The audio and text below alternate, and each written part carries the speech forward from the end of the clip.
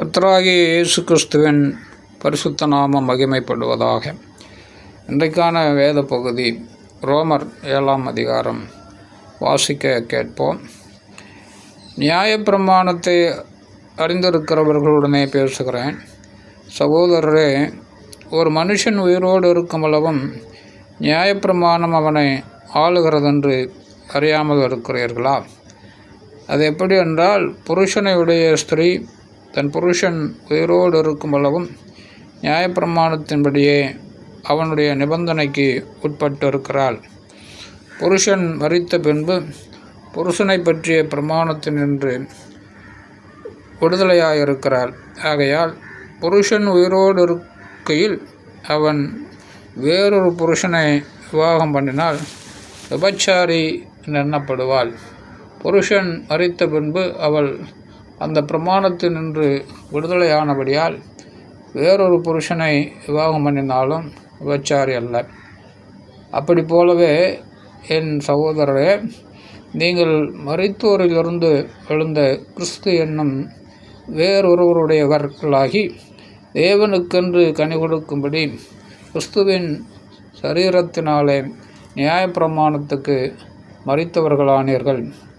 நாம் மாம்சத்திற்கு உட்பட்டிருந்த காலத்தில் நியாயப்பிரமாணத்தினாலே தோன்றிய பாவ இச்சைகள் மரணத்திற்கு ஏதுவான கனிகளை கொடுக்கத்தக்கதாக நம்முடைய அவயங்களிலே பலன் செய்தது.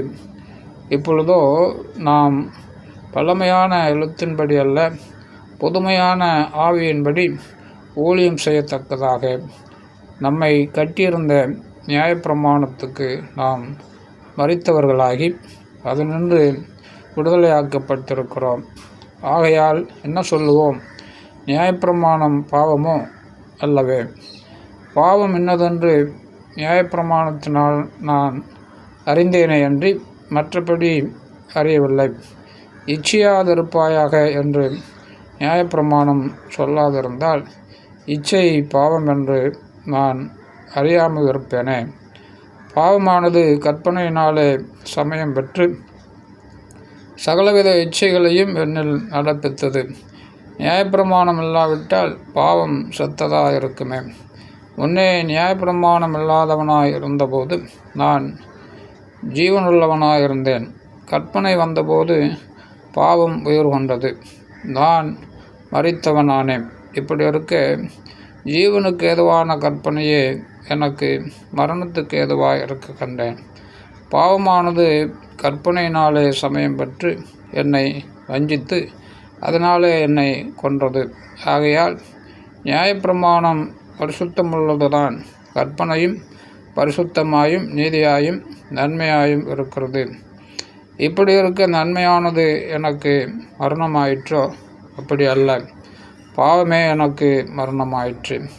பாவம் கற்பனையினாலே மிகுந்த பாவமுள்ளதாகும்படிக்கும் அது நன்மையானதை கொண்டு எனக்கு மரணத்தை உண்டாக்கினதுனால பாவமாகவே விளங்கும்படிக்கும் அப்படி ஆயிற்று.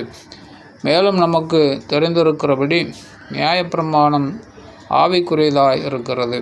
நானும் பாவத்துக்கு கீழாக விற்கப்பட்டு மாம்சத்துக்குரியவனாய் இருக்கிறேன். எப்படியெனில், நான் செய்கிறது எனக்கே சம்மதி இல்லை.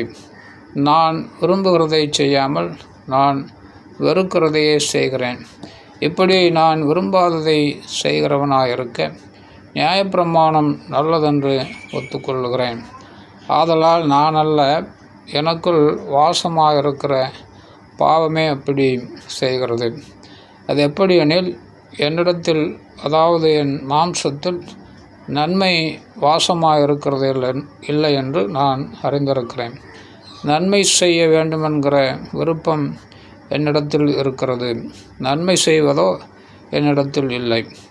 ஆதலால் நான் விரும்புகிற நன்மையை செய்யாமல் விரும்பாத தீமையே செய்கிறேன். அந்தபடி நான் விரும்பாததை நான் செய்தால் நான் அல்ல, எனக்குள்ளே வாசமாயிருக்கிற பாவமே அப்படி செய்கிறது. ஆனபடியால் நன்மை செய்ய விரும்புகிற என்னிடத்தில் தீமை உண்டென்கிற ஒரு பிரமாணத்தை காண்கிறேன். உள்ளான மனுஷனுக்கு ஏற்றபடி தேவனுடைய நியாயப்பிரமாணத்தின் மேல் பிரியமாயிருக்கிறேன். ஆகிலும் என் மனதின் பிரமாணத்துக்கு விரோதமாய் போராடுகிற வேறொரு பிரமாணத்தை என் அவயங்களில் இருக்க காண்கிறேன். அது என் அவயங்களில் உண்டாயிருக்கிற பாவ பிரமாணத்துக்கு என்னை சிறையாக்கி கொள்ளுகிறது. நிர்பந்தமான மனுஷன் நான். இந்த மரண சரீரத்தினின்று யார் என்னை விடுதலையாக்குவார்? நம்முடைய கர்த்தராகிய இயேசு கிறிஸ்து மூலமாய் தேவனை ஸ்தோத்தரிக்கிறேன். ஆதலால் நானே என் மனதினாலே தேவனுடைய நியாயப்பிரமாணத்துக்கும் மாம்சத்தினாலேயோ பாவ பிரமாணத்துக்கும் ஊழியம் செய்கிறேன். ஆமென்.